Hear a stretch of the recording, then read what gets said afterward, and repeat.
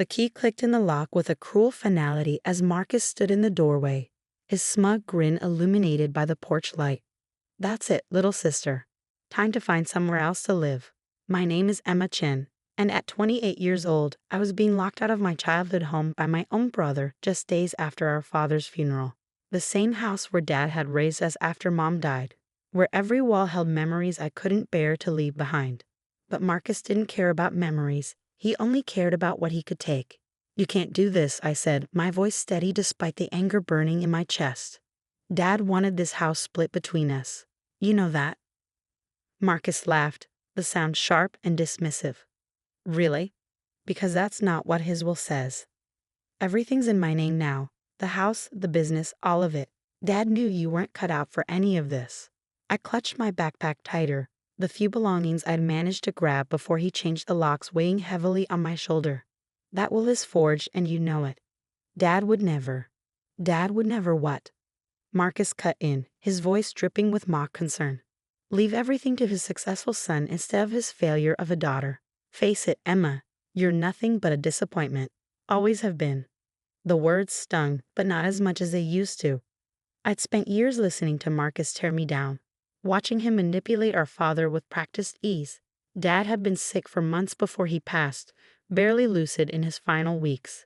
It was the perfect opportunity for Marcus to swoop in and change everything in his favor. What my brother didn't know was that I'd been preparing for this moment. For years, I'd watched him scheme and plot, always looking for ways to undermine me. I knew he'd try something like this eventually. I just hadn't expected him to move so quickly after Dad's death. "You really think you've won, don't you?" I asked, meeting his gaze steadily. His smirk widened. "I don't think I know. Now get off my property before I call the police." I turned to leave, but paused at the bottom of the steps. "One more thing, Marcus. Did you ever wonder why Dad insisted on those weekly dinners with his attorney? The ones you were always too busy to attend?" For just a moment, I saw uncertainty flicker across his face. "What are you talking about?" "You'll find out," I said simply, then walked away into the night, leaving him standing in the doorway of what he thought was his victory. What Marcus didn't know, what I'd kept carefully hidden for months, was that those dinners weren't just social calls. They were meetings where Dad, in his more lucid moments, had carefully documented everything. Every transaction Marcus had manipulated, every document he'd altered, every lie he told to turn our father against me. Dad might have been sick, but he wasn't stupid. He'd seen through Marcus's act long before the end. I made my way to my car, parked around the corner where Marcus couldn't see it. As I slid behind the wheel, I pulled out my phone and dialed a familiar number. "Mr. Harrison? It's Emma Chen. I think it's time we move forward with everything." "Are you sure?" The attorney's voice was gentle but firm. "Once we start this process, there's no going back." I thought about Marcus's smug face, about all the years he'd spent trying to destroy me, about how he thought he'd finally won. "I'm sure," I said. "Dad trusted us to handle this the right way. Let's make sure his real wishes are carried out." As I hung up, I couldn't help but smile. Marcus thought he'd left me with nothing. But in reality, he'd just walked right into the trap Dad and I had spent months setting up. He was about to learn that sometimes the people you underestimate are the ones you should fear the most. The next morning, I woke up in my apartment, the one Marcus didn't know about, paid for with money I'd been quietly saving for years. I learned early on not to keep all my eggs in one basket, especially with a brother like Marcus around. My phone was already buzzing with messages from him, each one more demanding than the last.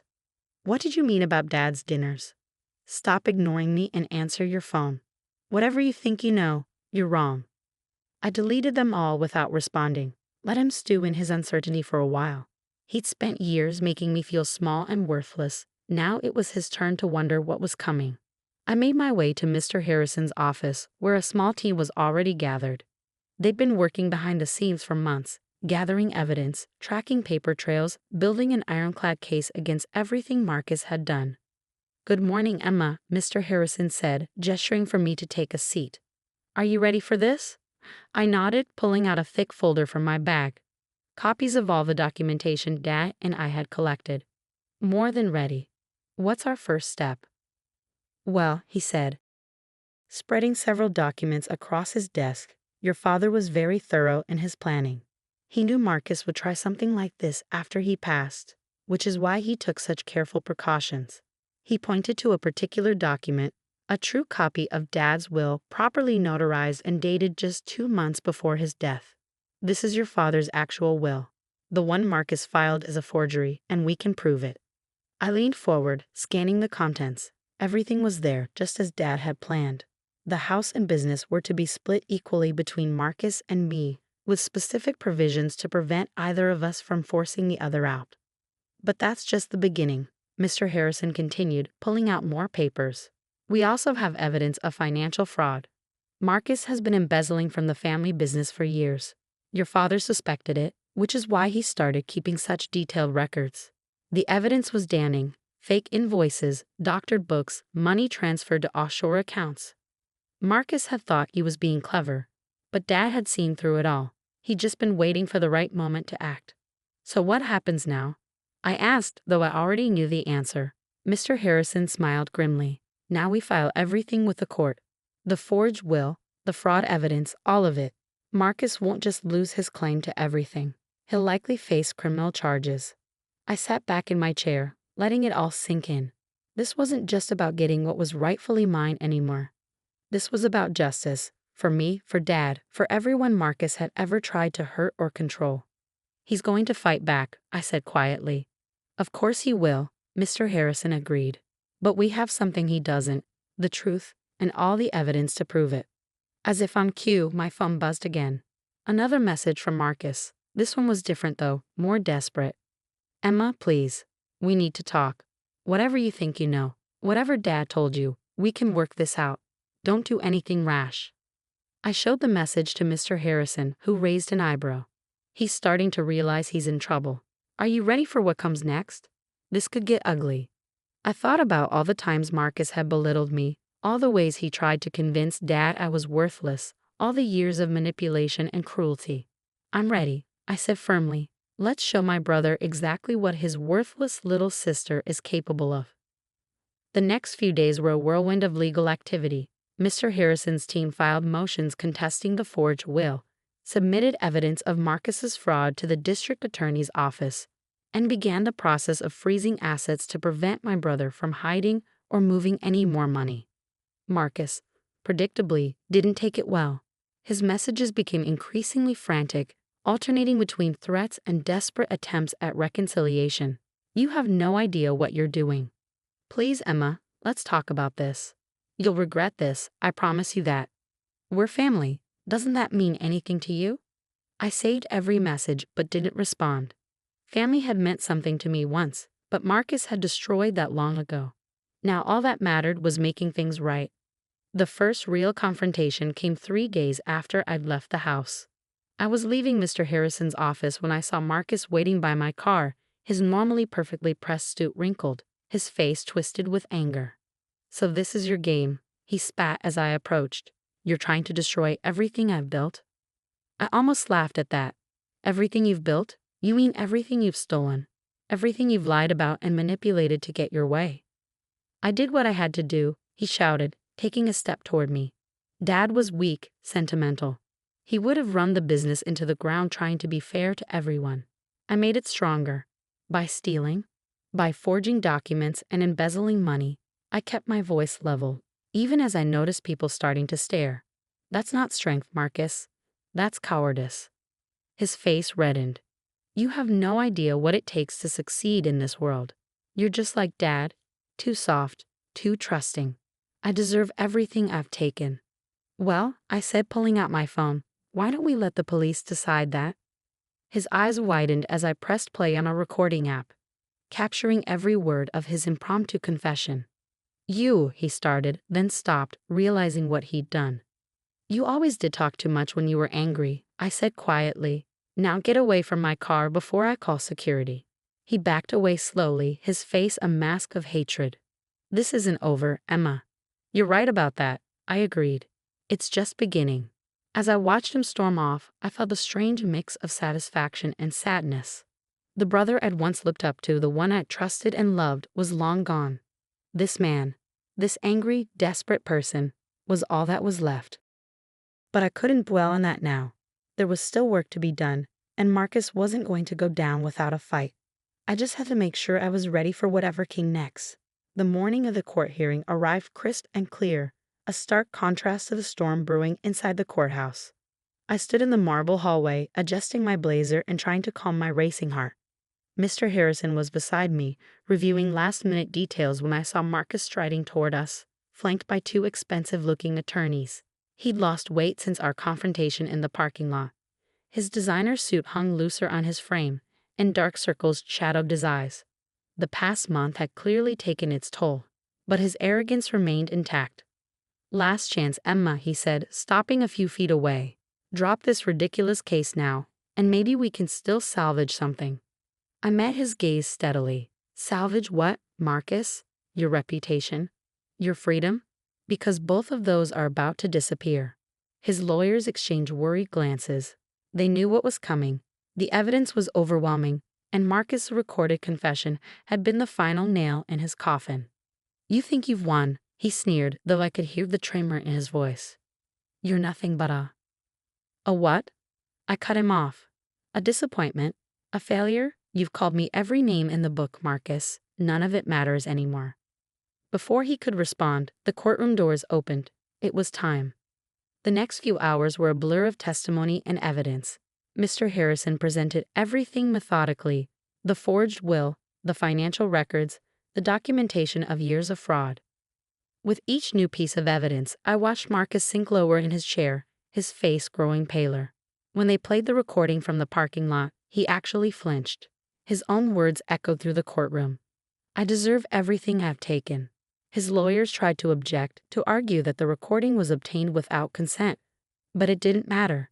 There was too much other evidence, too many papers with forged signatures, too many doctored financial records. The judge's ruling was decisive. "The will submitted by Marcus Chen is hereby declared fraudulent," she announced, her voice firm. "The authentic will, as presented by Emma Chen and verified by multiple witnesses, shall be enforced. Furthermore, given the evidence of extensive financial fraud, this court is referring the matter to the District Attorney's Office for criminal prosecution." I heard Marcus make a choked sound beside me, but I didn't look at him. I couldn't. This wasn't about watching him suffer. It was about justice. As we left the courtroom, I heard him calling after me. "Emma, please. You can't do this to me. I'm your brother." I stopped and turned to face him one last time. "You stopped being my brother the moment you decided I was worthless. Everything that's happening now, you did this to yourself." The weeks that followed were a whirlwind of activity. The business had to be audited, assets had to be divided, and the house, our childhood home, had to be dealt with. Marcus was facing criminal charges for the fraud, and his reputation in the business community was shattered. I received countless calls from old family friends and business associates, all expressing shock at Marcus's actions. Many admitted they'd had suspicions over the years but had been too afraid to speak up. His charm and manipulation had fooled a lot of people. One evening, as I sat in Dad's old office going through papers, I found a letter he'd written to me shortly before his death. The paper was worn, as if he'd handled it many times before sealing it.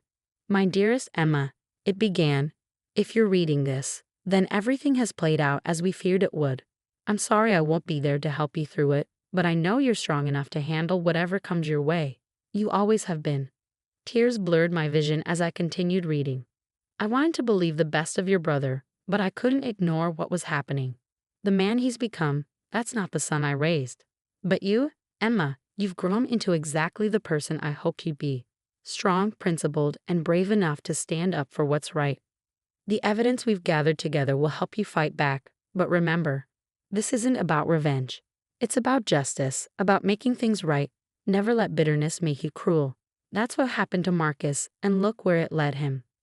I set the letter down, wiping my eyes. Dad had known, had always known, that it would come to this. He prepared me not just to fight back, but to do it the right way. 3 months after the court hearing, I stood in front of our childhood home, key in hand. The property division had been finalized, and I had decisions to make. I could sell it, start fresh somewhere else. But something held me back. This house held more than just memories of Marcus's betrayal. It held summer afternoons helping Dad in the garden, winter evenings by the fireplace with Mom before she passed, Countless small moments that had shaped who I was. As I walked through the empty rooms, I made my decision. I wouldn't sell. Instead, I would rebuild, not just the house, but everything else Marcus had tried to destroy. The family business needed restructuring, needed someone who could lead with integrity instead of greed. I could be that person. Dad had seen that potential in me, even when I hadn't seen it in myself. A week later, I received word that Marcus had taken a plea deal. He would serve time for the fraud, though not as much as he probably deserved. Part of me felt relief, not for him, but for myself. I could finally close this chapter and move forward. That evening, sitting in Dad's old office, my office now, I found myself thinking about everything that had led to this moment. Marcus had thought he could break me, had spent years trying to make me believe I was worthless. Instead, he'd only made me stronger. The phone on my desk rang, another business matter needing attention. As I reached for it, I caught my reflection in the window. I didn't see the failure Marcus had tried to create. I saw what Dad had always seen, someone capable, strong, and ready to lead. Chin Industries, Emma speaking, I answered, my voice clear and confident. How can I help you? The rebuilding would take time, but I was ready. Marcus had tried to write my story for me, but in the end, I'd written it myself, and this was just the beginning. 6 months later, I sat in the garden behind the house, enjoying a rare moment of quiet. The business was thriving under new leadership, with transparent practices and ethical standards that would have made Dad proud. The house had been renovated, brightened, turned back into the warm home it was always meant to be. A letter arrived that morning from Marcus, his first communication since starting his sentence. I held it for a long time before opening it, not sure what to expect. Emma, it read, I don't expect forgiveness. I don't even know if I deserve to write this letter. But being here, having nothing but time to think, I've realized something. You were never the failure. I was. Everything I did, every lie I told, every scheme I created, it was all because I couldn't stand seeing how capable you really were. Dad saw it. He always saw it. And that drove me crazy. I wanted to be the successful one, the worthy one. So I tried to tear you down. I was wrong, and I'm sorry. I folded the letter carefully and slipped it back into its envelope. The words touched something deep inside me, but they didn't change anything. Marcus had made his choices, and now he had to live with them. My phone buzzed, a reminder about tomorrow's board meeting. I had a presentation to finish, proposals to review, a company to run. Standing up, I took one last look at the garden Dad had loved so much. The flowers were blooming again, new life pushing through old soil.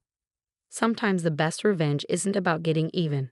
Sometimes it's about proving them wrong by becoming exactly who you were always meant to be. The cold metal of the handcuffs bit into my wrists as Detective Morrison led me through my own office, past shocked employees and toward the elevator. My sister Victoria stood by the reception desk, a look of righteous satisfaction on her face. I told you I'd make you pay, Diana, she called after me. You should have stayed in your lane instead of trying to compete with me. I kept my expression neutral, even as anger burned in my chest.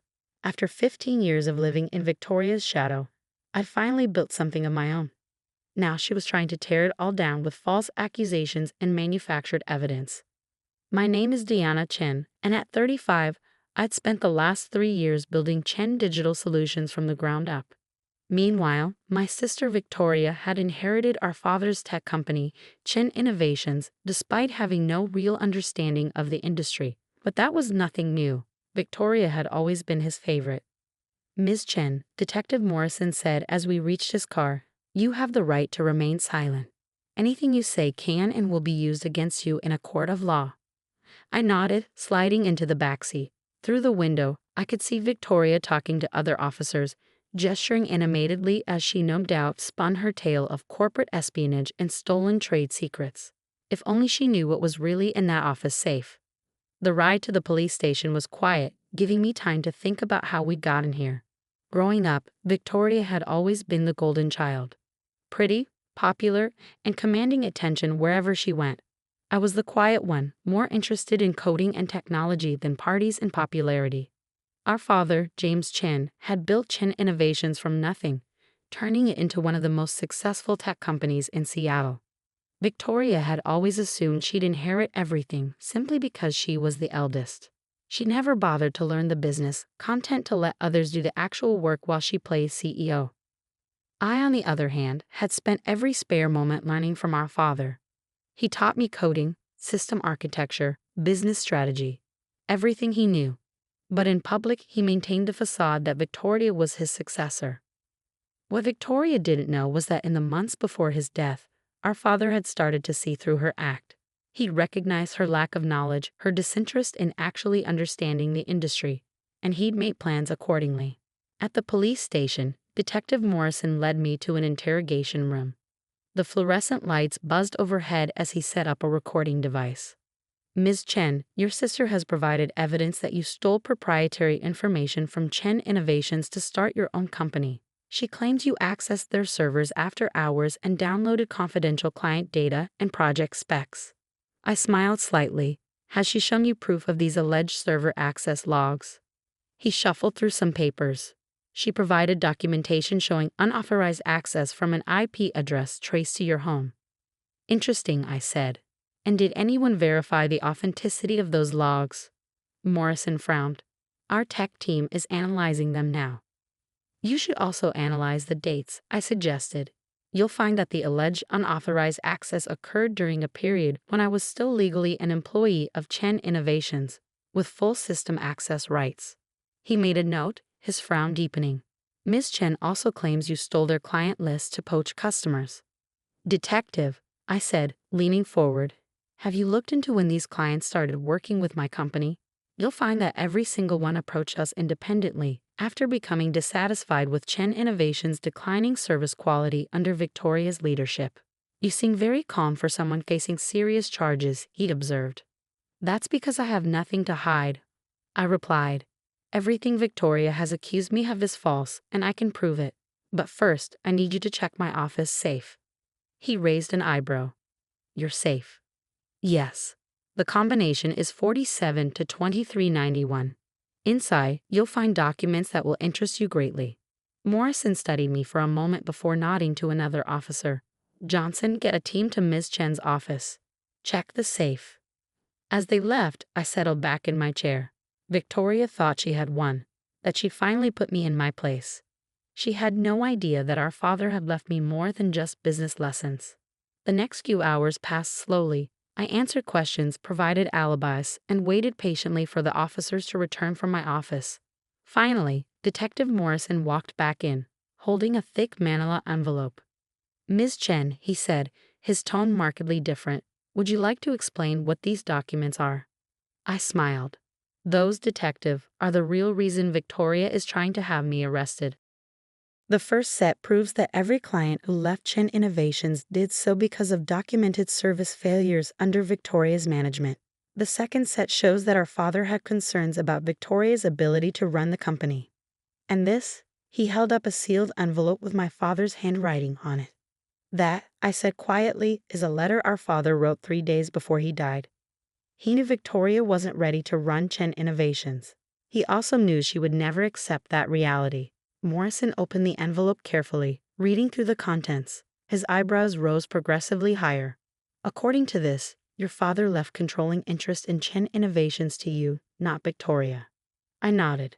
She forged documents after his death to make it appear that she'd inherited everything.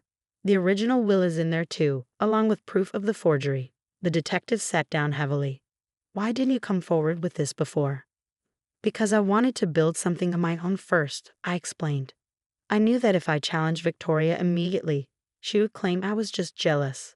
So I started Chen Digital Solutions, proved I could succeed without our father's company. The truth about the inheritance was my insurance policy. And now? Now, I said, Victoria has forced my hand.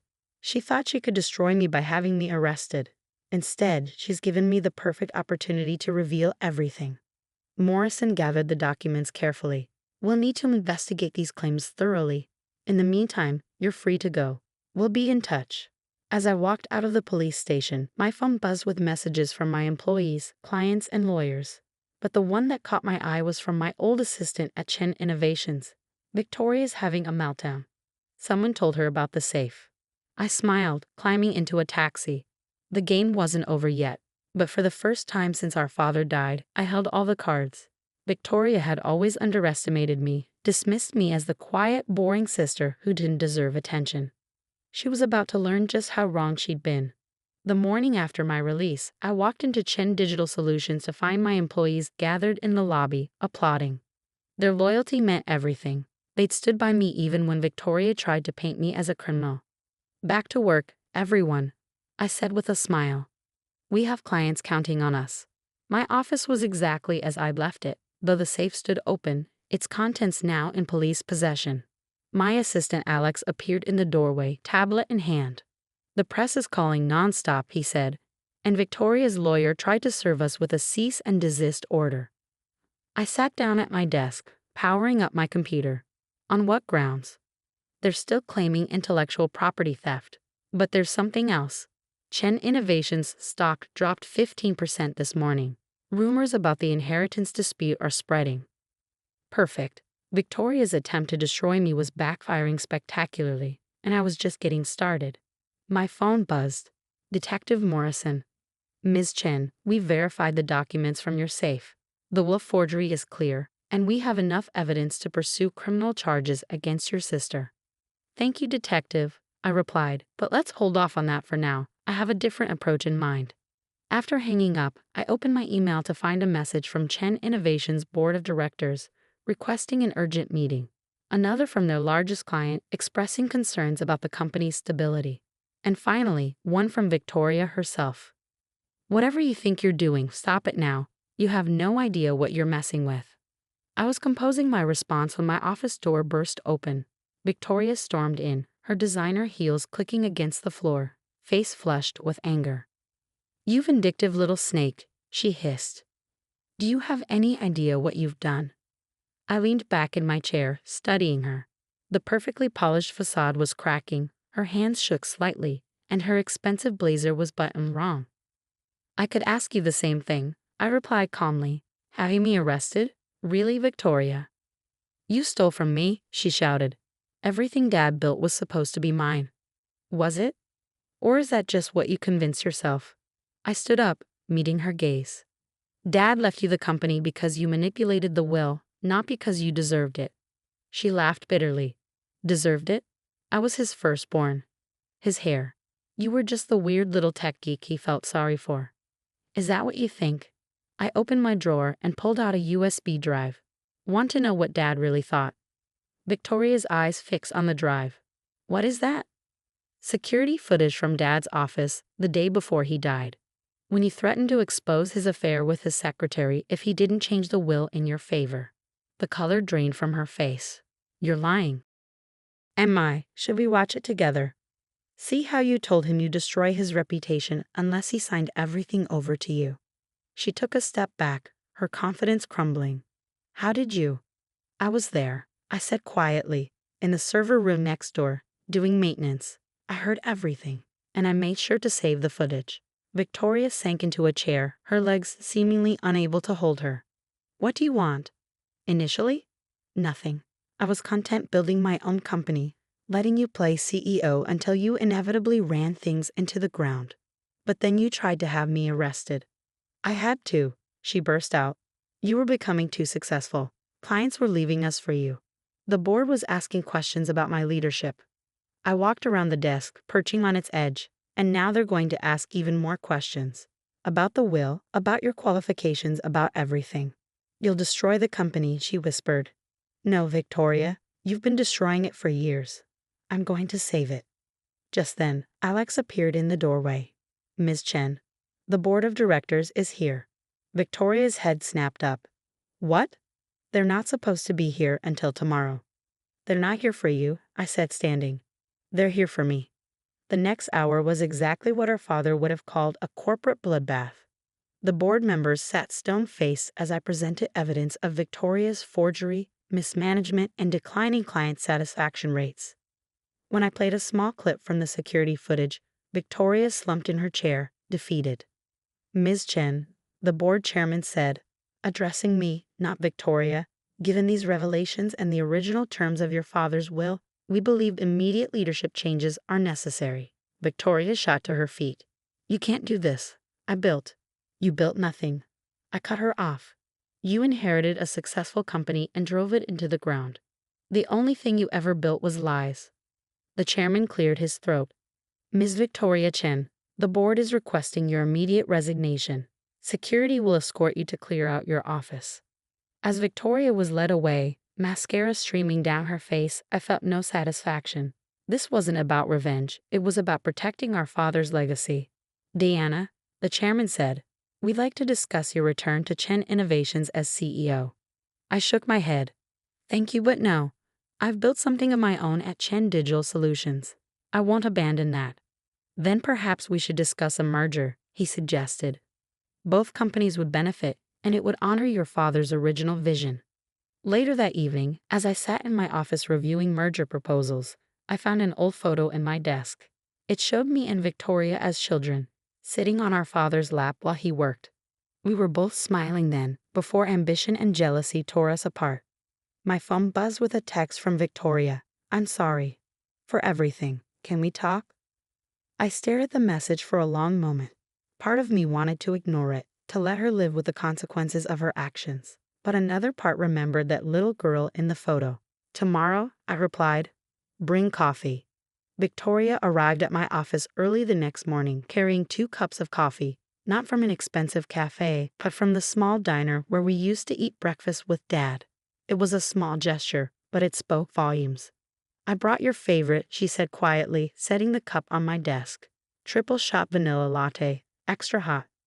I gestured to the chair across from me. You remembered. I remember a lot of things, she said, sitting down. Like how Dad used to let you play with his computer while I was at dance practice. How excited you'd get when you solved a coding problem. The coffee's aroma filled the room, bringing back memories of Sunday mornings and family meetings, before everything went wrong. Why did you do it, Victoria? I asked. Not just the will, all of it. The accusations, the arrest. She stared into her cup for a long moment. I was scared, she finally admitted. Terrified, actually. Everyone expected me to be this brilliant successor to Dad's legacy. But I didn't understand half of what the company did. You were the one who got the technical side, who really knew the business. You could have asked for help and admit I wasn't good enough. She laughed bitterly. Do you know what it's like being the eldest, always having to be perfect? When Dad started mentoring you more, teaching you things he'd never bothered to teach me, I felt replaced. I thought about all the years of competition between us, the rivalry that had poisoned our relationship. So you tried to force him to choose you. The affair was real, she said softly. I found out by accident. But using it against him, that was the worst thing I've ever done. He died thinking I was a monster. Tears slid down her cheeks, and for the first time in years, I saw my sister instead of my rival. He loved you, Victoria, despite everything. Did he? She wiped her eyes. The last thing he said to me was that he was disappointed. Not angry, just disappointed. That was worse. I pulled out the USB drive that had caused her downfall. Want to know something? There's no security footage on this. It's empty. I just needed you to think I had proof. She stared at me, then started laughing through her tears. You played me.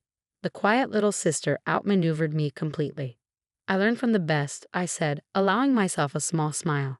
You were always better at strategy than me. Victoria sobered. What happens now? With the companies? The merger is happening, I said. Chen Innovations and Chen Digital Solutions will become Chen Technologies. But I'm not running it alone. She frowned. What do you mean? The board suggested a co-CEO structure. You handle the business strategy and client relations, the things you're actually good at.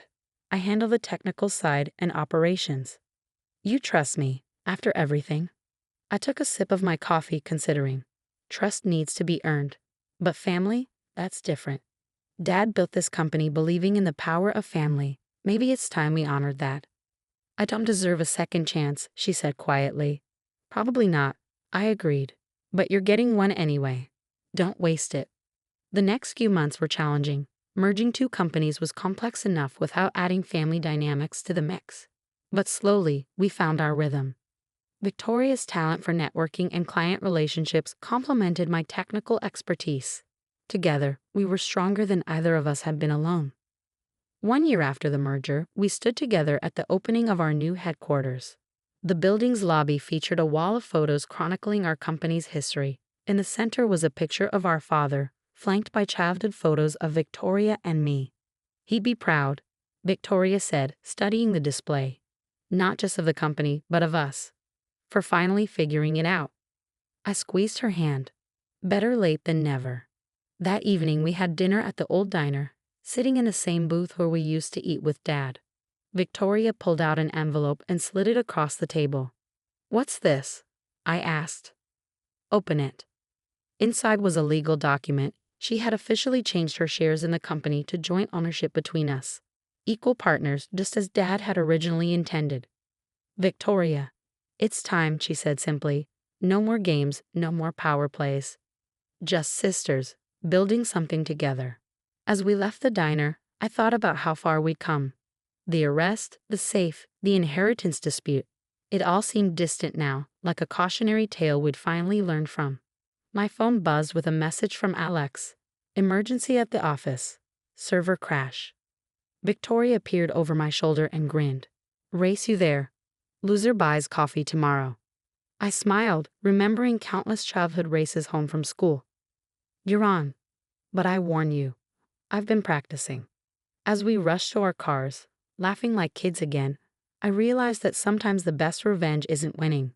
It's finding a way to stop keeping score.